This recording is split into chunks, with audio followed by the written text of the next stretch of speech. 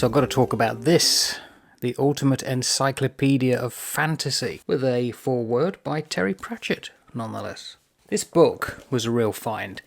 It happened to be on sale for $4 in the local area, where I just happened to stumble on and buy a load of books. It was like a garage sale. And it's quite big.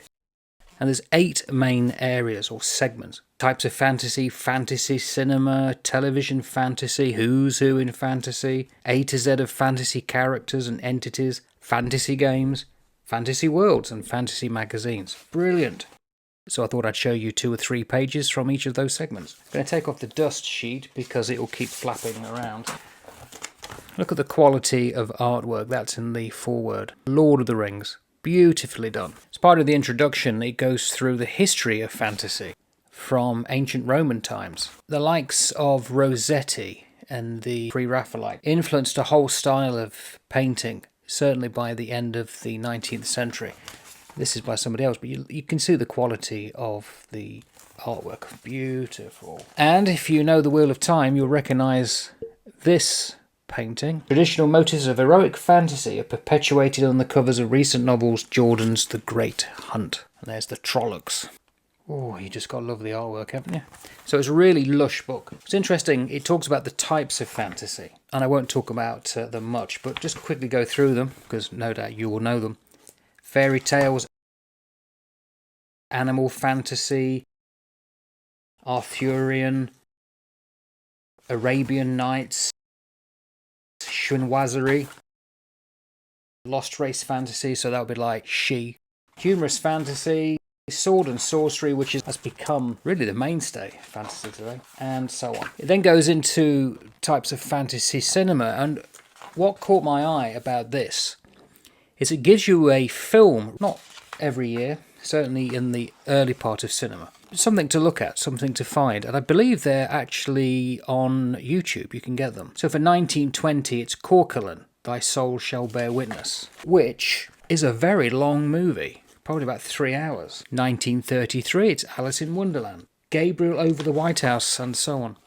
It gives you books that you should look into, and obviously films. I don't think I need to say which film that comes from. So it's just a really good book to give you inspiration as to what to look into. And I am going to use it in the future for some ideas. Going through it, I thought, oh, that would be really good.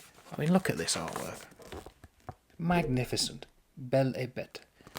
Beauty and the Beast. One of my all-time favourite movies. Labyrinth. Like everything, when everything is published, it soon goes out of date. The latest this goes up to is 1997. Television fantasy going through the years, Twilight Zone of the 1950s, early 60s, and so on.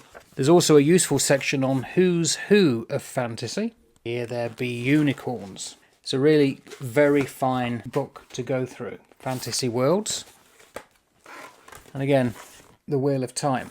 It's this kind of book that I love just to go through. I wouldn't necessarily do a deep dive on this. It's just something in the background that will probably inform me going forward as to what kind of things to cover. Some things I'd never even considered.